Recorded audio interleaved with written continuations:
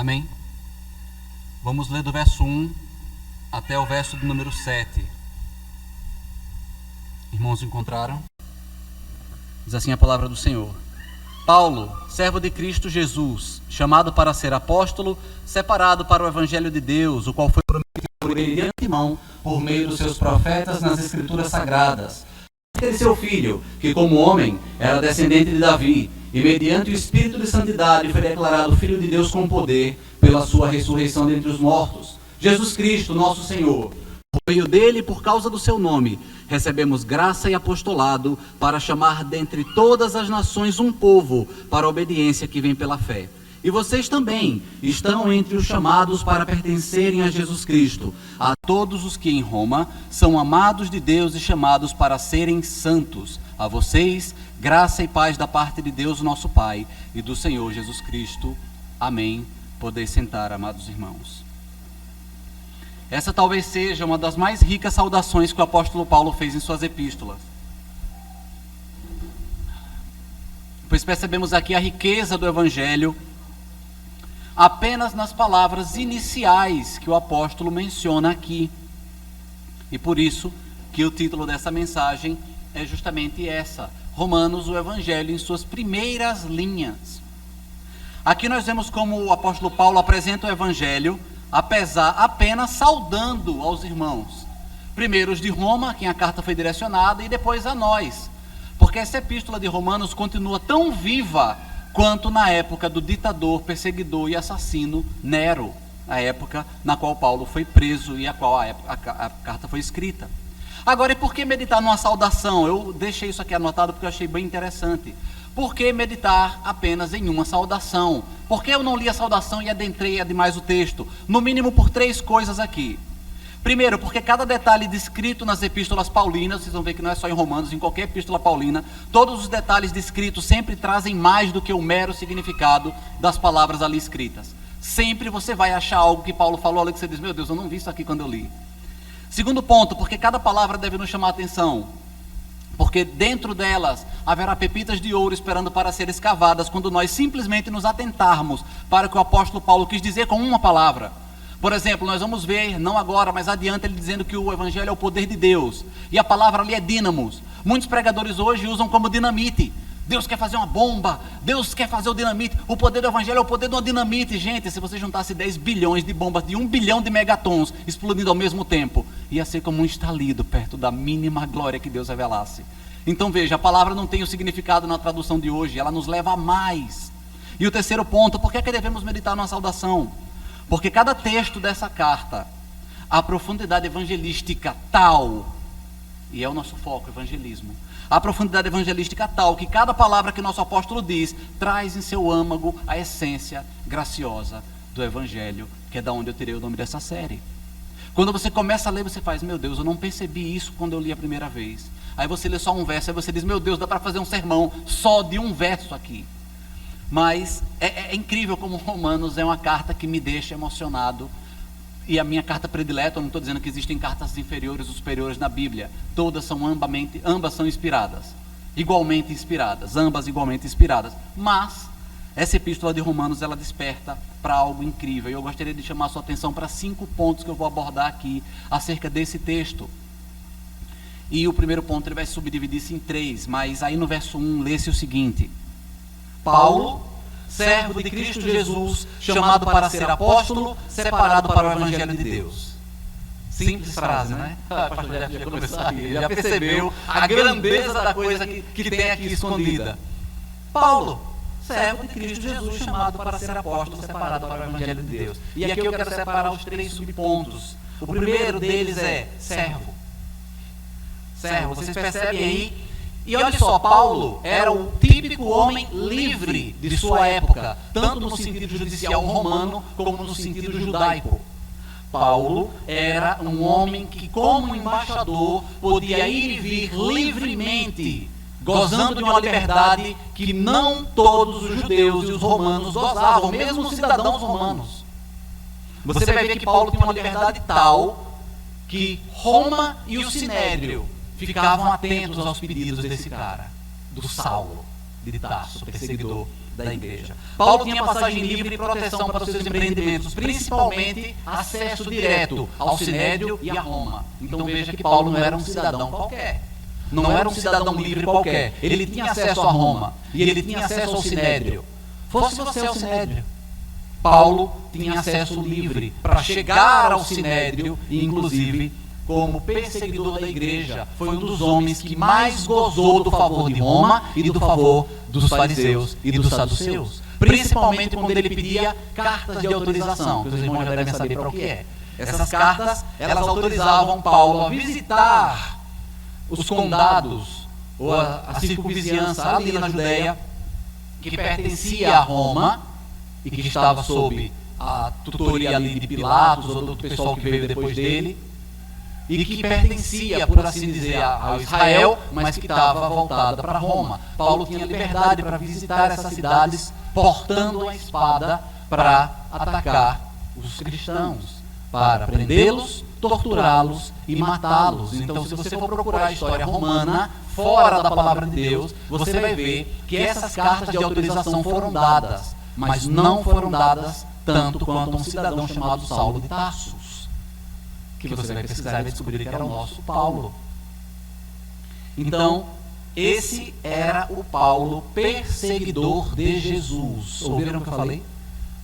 Saulo de Tarso, perseguidor de Jesus. Vocês lembram quando Jesus chamou a ele, não é, em Damasco?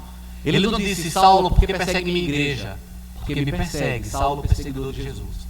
No entanto, após sua conversão, nós vemos uma mudança aqui. E que, diga-se de passagem, conversão bem arminiana, né?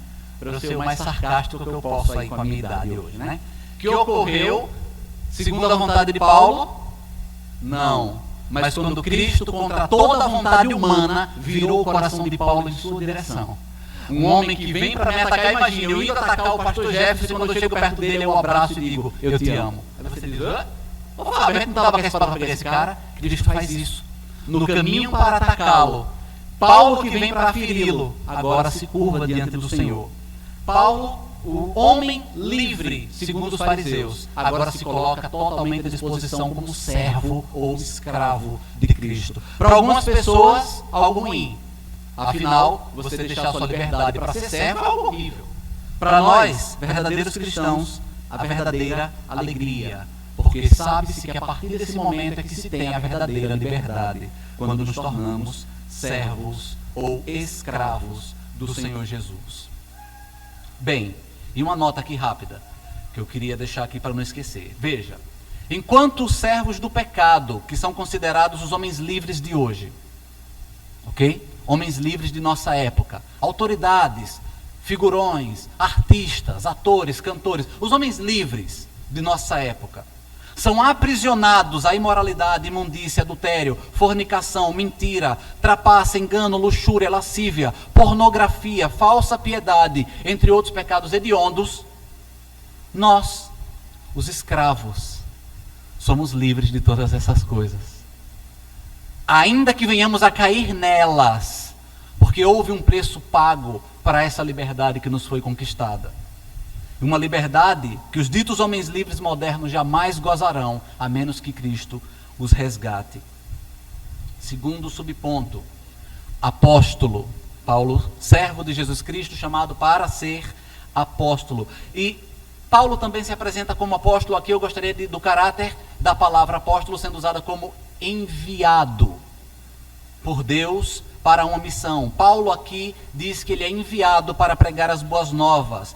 O que é que isso tem a ver conosco? A mesma característica também foi impressa em cada um de nós, os verdadeiros cristãos. Não o apostolado bíblico no sentido de Paulo e dos 12. Não esse apostolado, mas o sentido de enviado com uma missão. Todos nós fomos enviados ao mundo do mesmo jeito que Paulo foi. Para muitos, é claro, o mundo vai ser a sua casa ou seus vizinhos, mas todos nós fomos enviados. Aqueles que acreditam que tiveram a liberdade comprada, nós temos a missão de seguir para anunciar essa liberdade para os cativos que estão aí fora. Então, Paulo nos mostra que, como apóstolo, todos nós cristãos também fomos chamados para anunciar a boa nova. E o terceiro subponto: separado para o evangelho de Deus. Aqui Paulo diz que foi separado para uma missão. Antes, a sua missão, a que mais lhe ardia o coração, como eu falei, aquela que lhe trazia prazer, era portar as cartas de autorização e portar a espada romana para sair cortando os crentes dessa terra. Agora, porém, o Paulo se apresenta como portador de outra espada. Não mais uma espada romana. Pelo contrário, uma que império nenhum jamais foi capaz de possuir. Uma espada outorgada e autorizada e forjada pelo próprio Rei dos Reis. E que também penetra os recônditos da alma humana e discerne os pensamentos e intenções do coração dos homens. Divide juntas e medula e tem total discernimento sobre cada ação que nós fazemos. Essa espada também serve para cortar os cristãos da terra, não da forma que a espada romana cortava, mas ela nos corta da masmorra do pecado e nos leva para o castelo do rei, não como prisioneiros no sentido malicioso da palavra, mas como seus verdadeiros hóspedes, ou melhor ainda, como súditos da sua corte. Essa espada é o evangelho de Deus. É a palavra que criou todas as coisas, e ela é acessível aos membros da corte divina que somos nós, reino e sacerdócio eterno. É essa espada que Paulo agora porta, e ele está dizendo, cada um de vocês também foi chamado a portar essa espada, para separar os crentes da terra, não por força vossa, vocês verão aqui adiante ele dizer, mas por causa de quem é o forjador dessa espada. Não fomos separados para um evangelho fajuta. Nós somos soldados, não que pelejam para conquistar algo, mas nós adentramos o campo já conquistado pelo nosso Senhor na cruz do Calvário. E o problema de muitos cristãos hoje é dizer que são portadores dessa espada, mas mantenha-na embainhada. Ou, quando eles dizem sacá-la, puxam apenas o punho de uma espada moldada pelo próprio homem, que não flameja e que não faz nada a não ser anunciar emocionalismos. É essa espada que está sendo erguida na maioria das igrejas hoje e que envergonha o nome dos cristãos, porque eles dizem ser portadores de algo espiritual, que quando eles tocam não conseguem nem conversar direito. Muda-se a voz, muda-se o costume, muda-se o movimento corporal, mas não há mudança nenhuma na vida interna. Nós somos chamados a viver esse evangelho. Paulo diz que foi separado para o evangelho de Deus, e aqui tem um detalhe que eu gostaria de citar. Cada um de nós também foi separado para o evangelho de Deus, mas não apenas para anunciá-lo, mas para vivê-lo. Separado para o evangelho de Deus, Paulo disse isso. Então eu não sou separado só para pregar sobre ele, eu sou chamado para viver esse evangelho. E aí sim, quando eu pregar, eu não vou estar ouvindo falso. Porque existem muitas igrejas no Brasil onde existe pregação, mas não existe vivência. Existem pessoas falando até do evangelho, mesmo naquelas igrejas mais incautas, incultas. Há a Bíblia sendo aberta e a leitura do texto, ainda que a interpretação seja totalmente equivocada. Há pregação, mas não há vivência. Porque nós somos chamados para viver o evangelho. Quando Paulo diz, fui separado para o evangelho de Deus, e ele está dizendo que nós também somos, vocês viram a leitura do texto, vós também, ele também diz que nós somos. Somos separados para o evangelho, não para pregá-lo apenas, mas o pregamos porque fomos separados para vivê-lo. E é por isso que pregamos. Ah, mas nós vivemos de uma forma que ainda não é perfeita. Vivamos. E continuemos nessa labuta que é lutar contra nós mesmos. E preguemos aquilo que vivemos. Amém? Eu quero ir para o segundo ponto. Aí no verso 2 está escrito o seguinte: o qual foi prometido por ele de antemão por meio dos seus profetas nas escrituras sagradas. E eu chamo a sua atenção para o seguinte: a escritura fala do evangelho de Cristo, ainda que muitos odeiem o tema central da palavra de Deus. De novo, verso 2, o qual foi prometido por ele, por Deus, de antemão, antecipadamente, por meio dos seus profetas nas escrituras sagradas. Veja que interessante, Paulo está dizendo que o evangelho foi prometido por Deus antecipadamente, mas que foi anunciado não por algo que está fora da escritura, algo que está nela, e ele diz, pelos seus profetas, nas Escrituras, não a partir, nas Escrituras, não fora delas, não porque se inspirou nelas, mas nelas. E muito hoje tem sido pregado fora delas. E é por isso que você vê mensagens coach. Porque quando não se prega a palavra, o que sobra agora é animar o ego. Se não tem palavra, eu tenho que fazer o povo ficar feliz de alguma forma. E se não é com o evangelho, ferindo-os no seu pecado, para que depois eles digam, meu Deus, do que é que eu fui salvo? E aí se alegrem, eu tenho que mantê-los alegres. É isso. E só vai sobrar mensagem coach. Só vai sobrar, você é o centro de Deus, o ponto fraco de Deus. Só vai sobrar você. Porque Paulo disse, por meio dos seus profetas nas Escrituras Sagradas. Nenhum dos profetas de Deus falou fora dela. Ah, mas ele estava recebendo de Deus aquilo que se tornou Escritura. Nada está fora dela. Isso significa outra coisa, que Paulo trazia uma notícia que não era nova. Percebe? Não era uma notícia nova. Apesar de que era a boa nova do Evangelho, era uma notícia que já era conhecida por toda a Judeia. Era uma notícia normal para eles, inclusive uma notícia a qual eles mesmos eram pregadores dela e defensores de tal palavra. Paulo, portanto, não estava trazendo uma notícia que era desconhecida dos fariseus, dos saduceus ou de quem quer que seja. Paulo trazia uma notícia que, apesar de ser a boa nova, ainda causava ódio naqueles que a ouviam. Olha que interessante. É uma mensagem antiga, conhecida por todos, mas quando os verdadeiros cristãos a proclamavam, aquilo despertava o ódio naqueles que a ouviam e que eram os seus guardiões, como os fariseus, que eram os guardiões.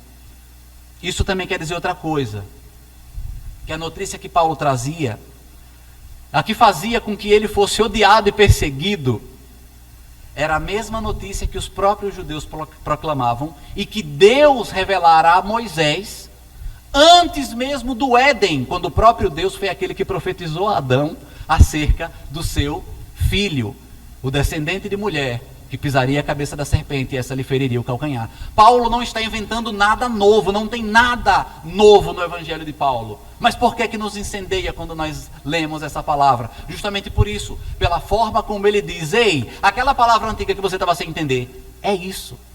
Você faz, uau. Paulo, eu já li 1000 vezes e agora você está dizendo, é isso. Então não tem melhor instrutor para nós do Novo Testamento do que o próprio Paulo.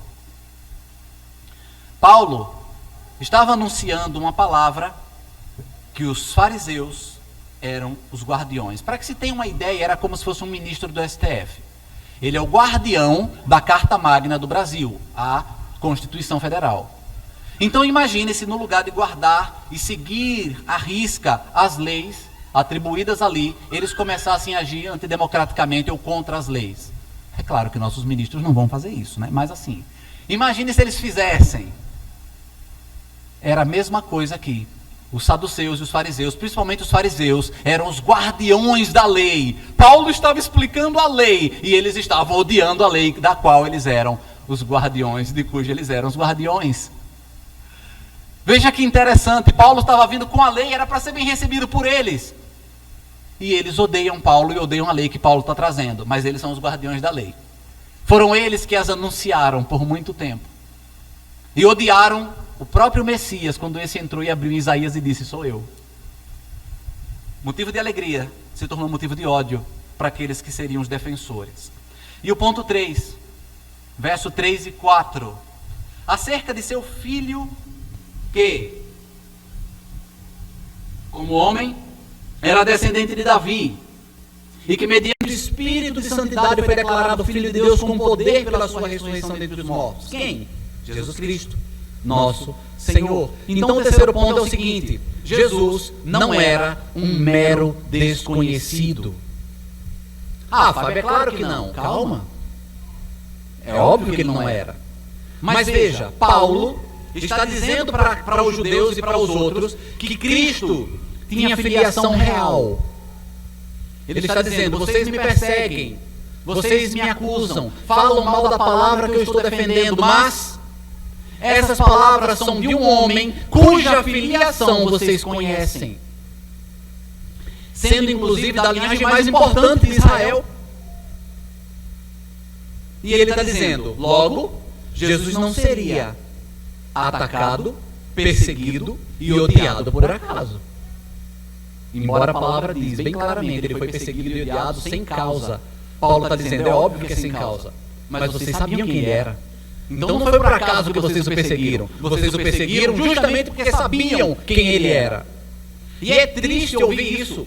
Paulo está dizendo para aqueles que eram os guardiões da lei que vocês estão perseguindo. Vocês perseguiram de quem a lei que vocês defendem fala. A lei que você diz que guarda falava dele, e vocês o odiaram e o mataram. Paulo diz que, sendo homem, Jesus era descendente do rei mais conhecido de toda a história de Israel, Davi, que era venerado por eles. Inclusive, mais mencionado pelos fariseus, abaixo apenas de Moisés. Eles falavam de Moisés, mas abaixo de Moisés era Davi. Eles orgulhavam-se do rei que eles tiveram, embora a Bíblia diz que Davi não foi o melhor rei que Israel teve. Mas eles se orgulhavam. E Paulo está dizendo, certo, mas esse Cristo descendia dele, desse que vocês se orgulham. Olha só, quando Jesus entrou em Jerusalém, aqueles que o saudaram porque o reconheceram. Não é por loucura, você já imaginou isso? Vai entrando Jesus em Jerusalém para e olha e faz, Hosana! O que vem é ele, é o rei, é o Messias. E começaram a saudá-lo. Os fariseus, que pregavam e defendiam sobre o Messias, e que estão esperando até hoje, alguns, né? O viram face a face, o viram entrar em Jerusalém. Mas teve outro problema. Qual? Eles não só viram Jesus entrar em Jerusalém. Quando Jesus entrou, ele fez milagres que o credenciavam como Messias e como Rei de Deus. E mesmo assim, o odiaram, o perseguiram e o mataram. Toda a população de Jerusalém se prostrou quando ele entrou montado na sua entrada triunfal. A Bíblia fala que os fariseus estavam lá e questionaram quem ele é. Veja, eles viram. E Jesus fez sinais que nunca houveram sido feitos desde o início do mundo. Inclusive dando vista a cegos de nascença. Eles sabiam, essas são as credenciais do Messias de Deus, do Rei de Deus. E Paulo está dizendo, ele tinha a linhagem real, ele era o Messias esperado. Não só Messias de Deus, mas Rei de Deus, porque ele é herdeiro do rei Davi. Porém, Davi é herdeiro dele. E se não fosse ele, Davi não seria salvo. Paulo está deixando bem claro isso aqui para nós. E ele ainda vai falar o seguinte, mediante o Espírito de Santidade, que foi declarado Filho de Deus com poder pela sua ressurreição dentre os mortos. Ou seja, Jesus não provou a morte como qualquer um de nós apenas. Ele provou a morte, mas para credenciá-lo como verdadeiro Rei e Messias. Ele ressuscita ao terceiro dia. Ele não só morre, mas ele vence a morte. A morte que vocês enfrentarão, ele venceu. Paulo estava dizendo isso para os fariseus. E o que é que os fariseus fizeram? Diante de tão grande milagre, de tão grande notícia, publicaram que estava terminantemente proibido falar que esse milagre havia ocorrido. Falar que o Rei dos Reis havia ressuscitado dentre os mortos, cumprindo a profecia do Éden, que ele feriria a cabeça da serpente e seria ferido no calcanhar. E que pela sua ressurreição, o próprio Espírito de Deus confirmava, ele é Deus. Os fariseus fizeram, não, essa notícia não pode ser dada, é fake news. Paulo foi um dos primeiros cancelados daquela época, por aqueles que se diziam defensores da lei que diz que ele é o Messias. O que dizer diante disso? A palavra de Deus não apresenta Jesus como um mero desconhecido. Aquelas pessoas lá conheciam ele como filho do carpinteiro José, como filho daquela que concebera sendo ainda virgem, a saber, Maria. Eles sabiam que as suas irmãs viviam entre eles e que os seus irmãos eram conhecidos pelo nome, conforme nós vemos em Marcos 6, a partir do verso 3. Todos sabiam quem era Jesus. E o atacaram ainda assim. E ele ainda diz, sua linhagem não só retornava ao rei Davi, mas ela retornava de Davi até Adão, fazendo com que essa fosse a linhagem mais conhecida de toda a terra. Até pessoas fora de Israel sabem qual é a linhagem de Cristo. E outra, a Bíblia ainda descreve cada uma de suas gerações até chegar no nosso Salvador. Então, não havia qualquer estudioso ou curioso em Israel ou em Roma que, buscando saber das profecias antigas, não chegasse a Cristo. Até porque genealogia era uma coisa que eles praticavam e amavam estudar genealogias. Então Paulo está dizendo, não tem como vocês errarem. Se vocês forem estudar genealogia, vocês vão chegar no Salvador, queiram vocês ou não. Por isso que ele diz que, como homem, ele era descendente de Davi. Qualquer fariseu aqui pararia e diria, meu Deus, então nós matamos o Messias? Sim, vocês mataram o Messias. Mas a pergunta que fica para nós é a seguinte: e nós conhecemos Jesus? E nós? Será que para nós Cristo é um mero desconhecido? Será que nós só falamos dele da boca para fora? Qual é o nosso relacionamento com ele? Para que as outras pessoas lá fora reconheçam que ele é Deus, Senhor em nós. Como cristãos, a maior vergonha é ser confundido com um ímpio por causa dos nossos atos. Da mesma forma que você tem a vergonha de ser comparado com qualquer coisa que você não é, a maior vergonha para um cristão é ser comparado justamente com aquele que ele prega para salvar. Porque alguém diz, eu vim pregar o Evangelho, e você diz, peraí, você não está reconhecendo que eu sou um cristão? Pelos seus frutos, não. E Paulo está deixando isso bem claro para nós. Quarto ponto, no verso 5. Por meio dele e por causa do seu nome, recebemos graça e apostolado para chamar dentre todas as nações um povo para a obediência que vem pela fé. E o meu ponto aqui é, por meio de Cristo fomos chamados para uma obediência que vem pela fé. E se essa obediência vem pela fé, já não é por obras. Olha que trecho maravilhoso. Por meio de Cristo, todos nós, os que o buscamos hoje, fomos chamados para a obediência, e obediência é essa que vem pela fé. Ou seja, não há menção nenhuma do homem mesmo a partir das suas forças obedecendo. Até a obediência não faz menção ao homem. Porque Paulo, se ele dissesse, chamados para uma obediência que vem a partir das suas obras, aí você estaria certo. Mas ele diz, uma obediência que vem pela fé. Se essa obediência vem pela fé, significa que existem falsos cristãos e que serão desmascarados justamente porque eles não têm algo que um cristão verdadeiro tem, que é uma desobediência velada ou uma desobediência cultual.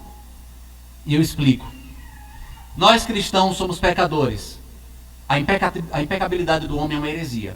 Só vai existir impecabilidade do homem após a glorificação. Só. Ponto. Nós vamos lutar contra o pecado a vida toda, mas lutar contra o pecado não é viver nele. Nós caímos nele, nós chafundamos na lama, adentramos como porcos ao mais imundo e mais baixo lugar. Quem nos olha no Instagram e vê nossas fotos, nos vê felizes, nos vê sorridentes, nos vê alegres e nem imagina que por trás daquela foto tem alguém viciado em pornografia, tem alguém viciado em adultério, tem alguém viciado em mentira, tem alguém que cai em prostituição. É tão imundo quanto alguém que está lá fora, mas o preço que Cristo pagou na cruz faz com que nós odiemos o pecado. E nós corremos dele. Quando ele brilha diante dos nossos olhos e nós nos enamoramos com ele, o Espírito Santo na hora vem e diz, foi para isso que Cristo te salvou? É dessa forma que você retribui ao sangue derramado na cruz e naquela hora nós nos envergonhamos. Porque fomos comprados por um amor incrível e agora estamos nos entregando a coisas vis. Então Paulo vai dizer que nós fomos chamados para uma obediência que vem pela fé. Olha que interessante, ele vai dizer o seguinte também. Por meio dele, por causa do seu nome, recebemos graça e apostolado. Eu já falei do apostolado aqui, que não é o mesmo nível de apostolado do apóstolo Paulo, Pedro, João, Tiago. Não. Não é. O apostolado aqui é o envio. E ele explica para quê? Para chamar dentre todas as nações. Agora segure essa. Você que defende as obras. Um povo. Se fosse todo mundo aqui, Paulo não colocaria chamar de todas as nações um povo, ele diria, chamar de todas as nações todos. Não. Do meio de todas as nações, Deus vai tirar o seu eleito dali.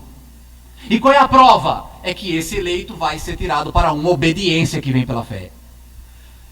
E como é a forma que a igreja, que acredita nas obras, camufla esse povo sendo chamado aqui?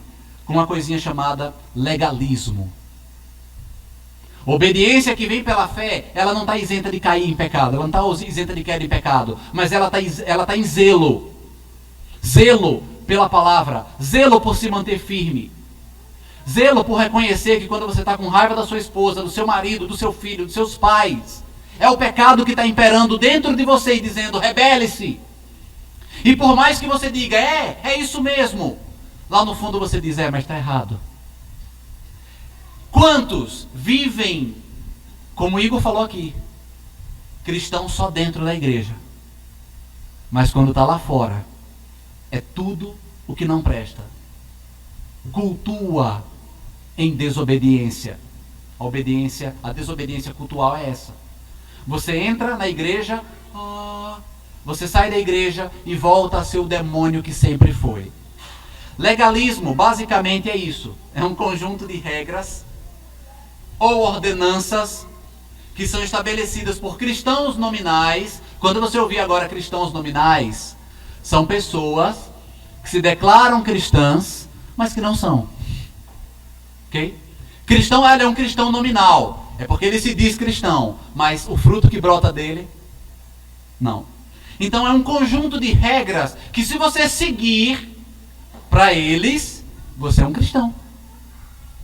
Viu como fulano é um cristão? Não falta um culto. Ele pode estar doente, ele vem no culto de ceia. Isso é legalismo. Então, legalismo ou desobediência cultural é a mesma coisa aqui. Paulo está dizendo que não. A prova de que você é separado para uma obediência que vem pela fé do meio de um povo tirado do meio da multidão, é porque essa sua obediência não vai ser legalista. Sua obediência vai ser aos trancos e barrancos, lutando contra o pecado que você sabe que habita dentro de você. Ele não é um morador externo. Ele está aí. Ele é um inquilino que não paga a conta e ainda quebra tudo. E ele ainda está aí. E você diz, quem quer um inquilino desse? E ele ainda está aí, levando você a situações vexatórias. Mas você sabe que foi comprado. E por isso você luta contra esse inquilino, ainda que ele não saia. E vamos para o nosso quinto e último ponto. Verso 6 e verso 7. Ele diz que somos chamados para ser santos. E vocês também estão entre os chamados para pertencerem a Jesus Cristo. A todos os que em Roma, Aracaju, Ponte, são amados de Deus e chamados para serem santos. A vocês, graça, paz, que vem da parte de Deus, nosso Pai, e do Senhor Jesus Cristo. Kyrios é a palavra que está aqui. Ou seja, vocês em Roma dizem que Kyrios, Senhor, é César. Mas vocês morrerão diante de guardas com lanças, dizendo, Jesus estin Kyrios. Jesus é Senhor e não César. Roma estava matando cristãos a rodo. Nero usava os cristãos como tochas para iluminar seus jardins. Na época de festivais, na época do pão e circo, o circo éramos nós. Os cristãos eram colocados no Coliseu, leões eram soltos para devorar os cristãos. Olha que divertido! Nossa, hoje foi divertida, mãe, a peça. Os leões comeram aqueles homens, não foi? Foi, minha filha. Por quê? Porque eles eram maus. Papai, quando vai ter outro evento desse, pai? Eu não posso faltar. Você gostou, filho? Sim. Quando o leão arrancou a cabeça daquelas crianças e daquela mãe, eu achei que foi bem feito. Porque todos eles eram teimosos. Pai, 2023 em diante. Quando é que veremos esse povo chato que se diz melhor do que os outros? Nós nunca dizemos isso.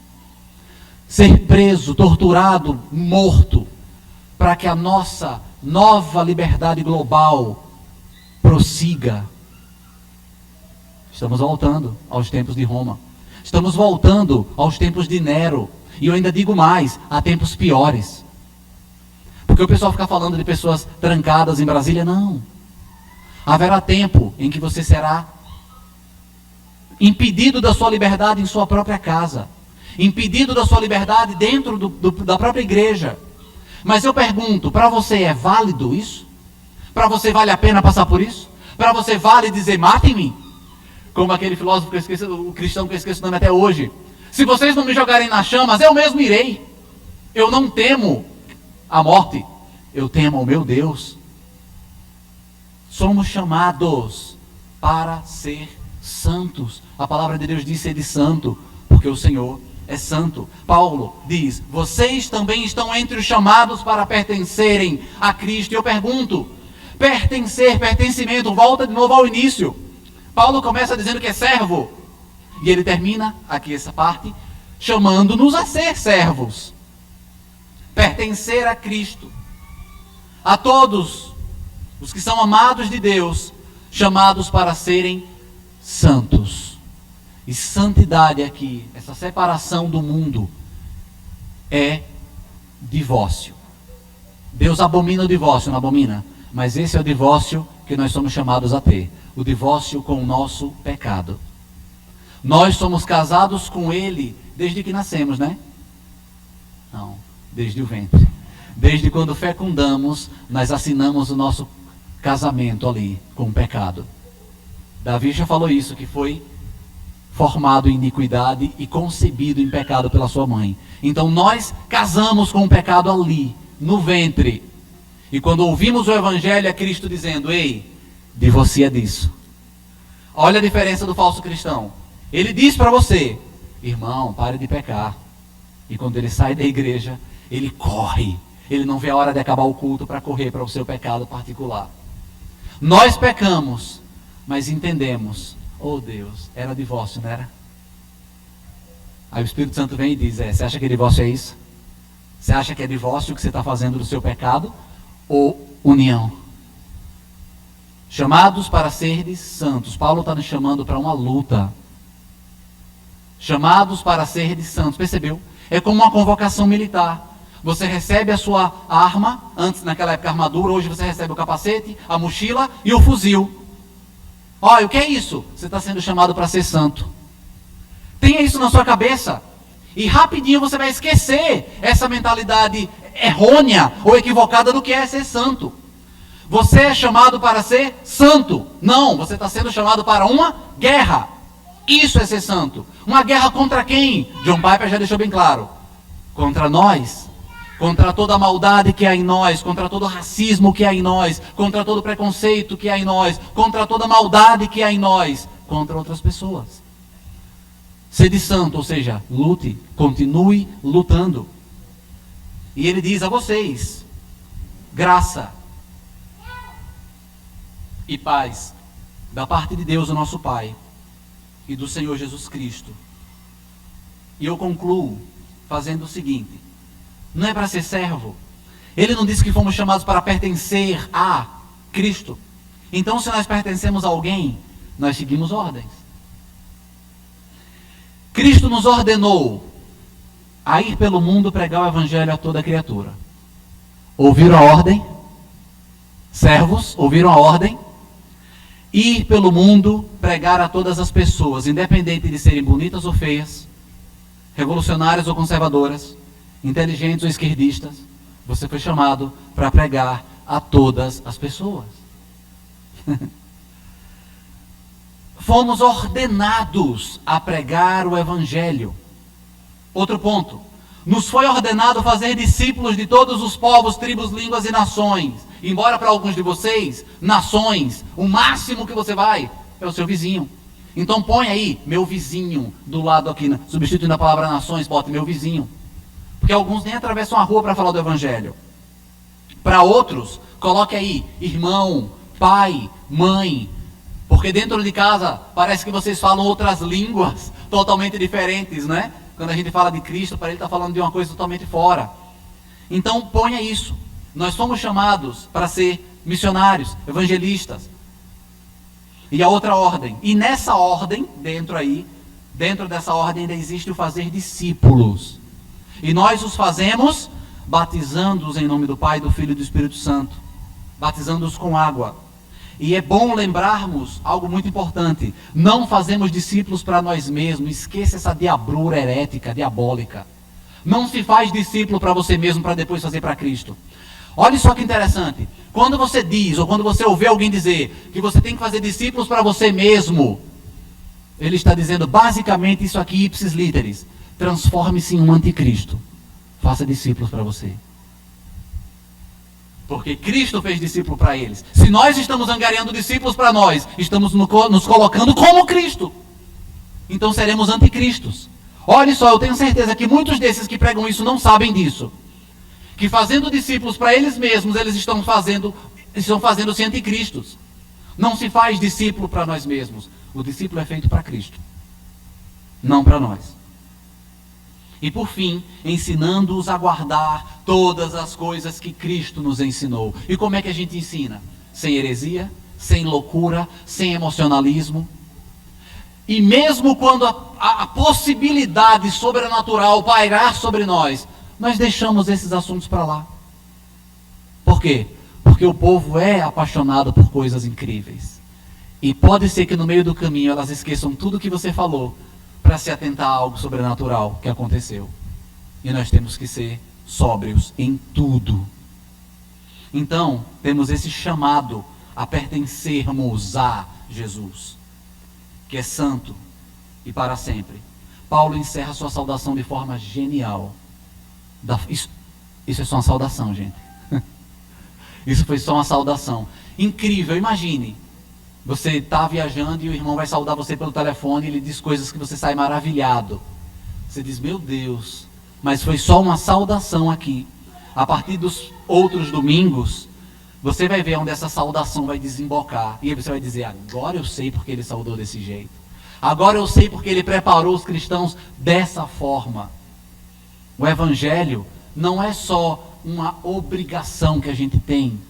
É uma ordem de um rei dada a súditos. E súditos dão a vida pela ordem do rei. Dão a ordem, foi dada. Morramos com amor por ela. Porque é isso que a palavra nos faz meditar. E que tenhamos compaixão de pessoas que são exatamente como éramos outrora. Antes de sermos resgatados. Se é que ainda não somos perdidos e carentes desse resgate.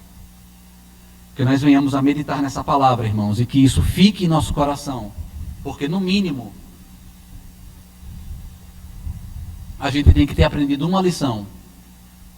Mesmo nessa saudação de Paulo, o Evangelho foi amplamente pregado para aqueles que estavam ouvindo. E o Evangelho sempre causa dois efeitos, no mínimo. Amor ou ódio. Amor à palavra de Deus e ao próprio Deus, ou ódio a tudo isso. E eu espero que tenha despertado em você amor pela palavra do nosso Senhor. Que Deus abençoe a sua igreja no nome de Jesus.